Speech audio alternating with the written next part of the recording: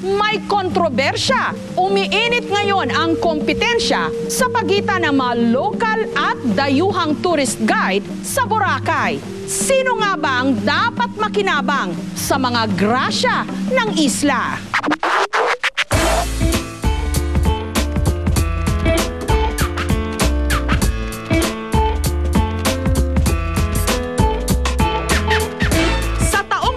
Isa pang pagkilala ang iginawad sa Boracay. Itinanghal ito bilang second best beach in the world ng isang sikat na travel website. Ang ranking na ito base raw mismo sa ratings na ibinigay ng mga traveler. At hindi lang swimming ang pwedeng magawa sa Boracay ngayon. One to sawa na rin ang mga water adventure. Pwede ring libutin ang iba pang bahagi ng isla, sakay-sakay ng mga ATV.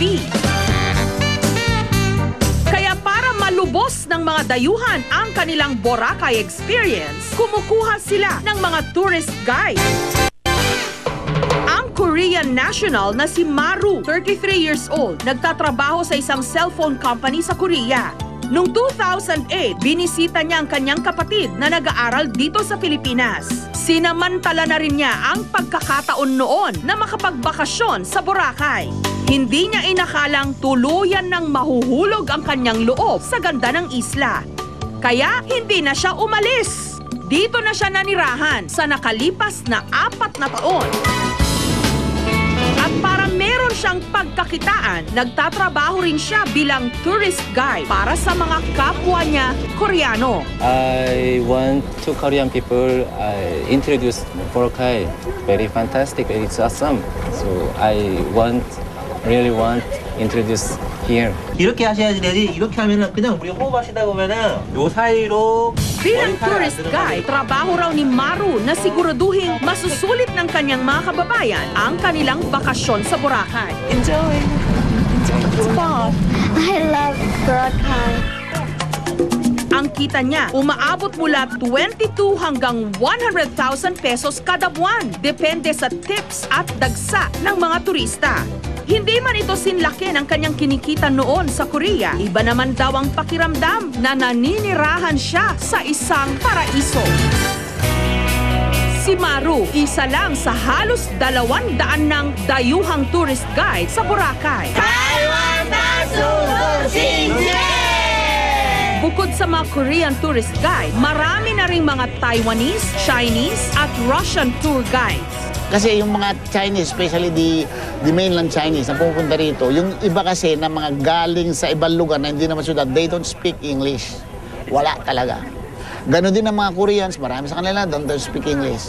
Ganon din ang yung ibang mga Taiwanese, ganon din. Bihira ay marunong umingles. So, makita mo ang grupo ng isang mga turista, mga 2, 3, pag walang tour guide yun, marunong umingles yun. Pag isang grupo ng mga between 10 to 20 hanggang 50, may tour guide, hindi marunong umingles yun. So, ang nangyayari, they have to bring their own tour guides. Dahil sa biglaang pagdami ng mga foreign tour guide sa Boracay, umalma ang mga kababayan nating tourist guide. Di umano, mas pinapaboran ngayon ng mga travel agency ang mga dayuhan para maging tour guide ng mga kalahi nila. Makita mo ang Pilipino, minsan bibigyan ng 4 na guest. Minsan, sa isang linggo, sa isang buwan, walang bookings, pero lahat ng kasama niyang foreigner, meron. Ayon kay Al Santos, presidente ng Boracay Tourist Guides Association, kung dati kumikita ng 30,000 pesos kada buwan ang kanilang mga local tour guide, ngayon maswerte na raw kung umabot ito ng 10,000 pesos kada buwan. At dahil tumitindi ang kompetisyon sa pagitan ng mga lokal at dayuhang tour guides, dehado raw ang mga Pilipino sa sarili pa naman nilang teritoryo. Kaya ang ilan napipilitan ng lumisan sa isla para maghanap ng ibang trabaho. So ano po yung mararamdaman ng Pilipino? Iniit sa pera ka sa grupo. So hindi siya makapagsalita dahil nawawalan siya. So una magtitiis siya, pangalawa aalis na lang siya sa larangan ng ganitong trabaho. Babalik sa dati niyang trabaho na OFW sa Taiwan o saan man. Pero para kay Bobby, manager ng isang travel agency sa Boracay. Kailangan daw nilang kunin ang serbisyo ng mga dayuhang tour guide. 我们正确的发音叫 Boracay。 Halimbawa na lang para sa mga Taiwanese na hindi marunong mag-Ingles. Siyempre, mas pipiliin raw ng mga ito ang kanilang kauri. Kasi nga lumaki na rin yung number of foreign tourists sa Boracay. So, kumbaga, pag nag-depend na tayo sa mga Filipino local guides, ma-outnumbered sila. Dahil nga limited yung mga Pilipino na marunong magsalita ng mga foreign language. Ang main office daw nila sa Taiwan ang nagpapadala ng mga Taiwanese tour guide na ipinapartner naman daw nila sa Pinoy tour guide bilang assistant. Ang ilang mga foreign tourist guide naman daw sumasa-ilalim din sa pagsasanay mula sa ating Department of Tourism.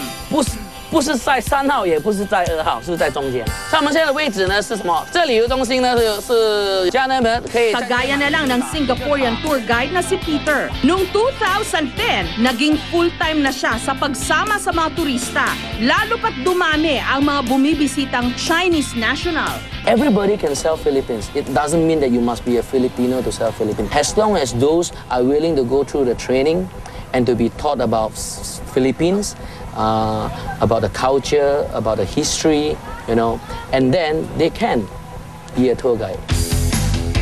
Para kay Peter, hindi raw niya nakikitang balakid ang pagiging dayuhan niya para maipromote ang Pilipinas, lalo na ang Boracay.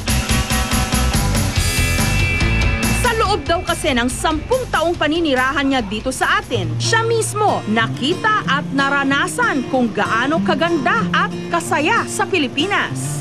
Kayang-kaya raw niyang ipagmalaki ito sa kahit na kaninong turista. When I promote the Philippines, it may be more valuable because people will know that, wow, this is not market from a Filipino. Because a Filipino will definitely say that Philippines is good, it's fun because they are Filipino.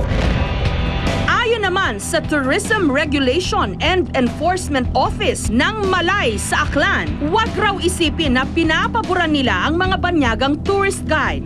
Katunayan, dumadaan daw ang mga ito sa butas ng karayom. Kailangan daw kumpleto ang mga papeles nito, katulad ng certification from immigration, police at barangay clearance, medical certificate at recommendation mula sa travel agency. Mas mahal din daw ang application fee para sa mga foreign tour guide, 20,000 pesos kumpara sa 8,000 pesos na application fee ng mga local tour guide. Anong mangyayari pag in-stop po sila?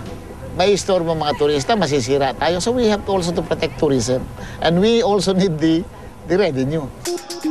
Ngunit aminado rin si Wilson, hindi pa raw required na dumaan sa training ng DOT ang mga dayuhang tour guide sa Boracay.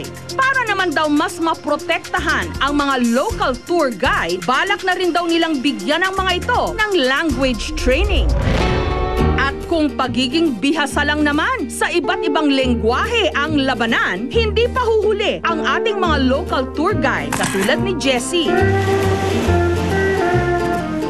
Fluent daw siya sa Mandarin, ang official language ng mga Chinese at Taiwanese, at isa sa 4 na official language ng mga Singaporean. 这个地方是叫做贝壳沙滩，英文是叫做 Puka Beach。这贝壳沙滩呢，是以前所有的那个贝壳呢是从这里捡的。刚才在讲往这个方向过去的时候，就是都是往这个方向过去的。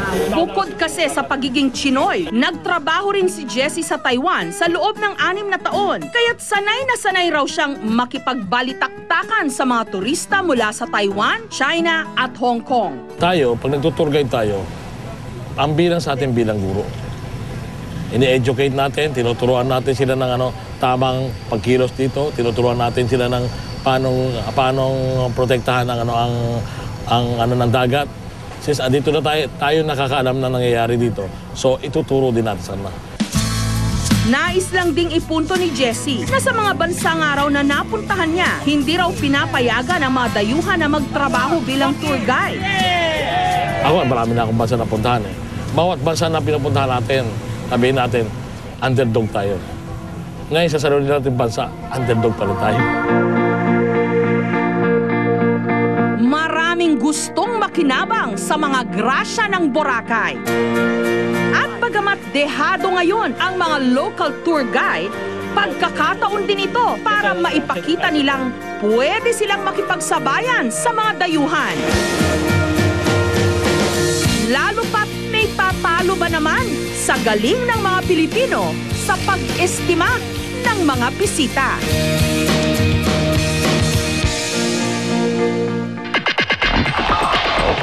What's in, what's out para sa mga batang extreme fashionista.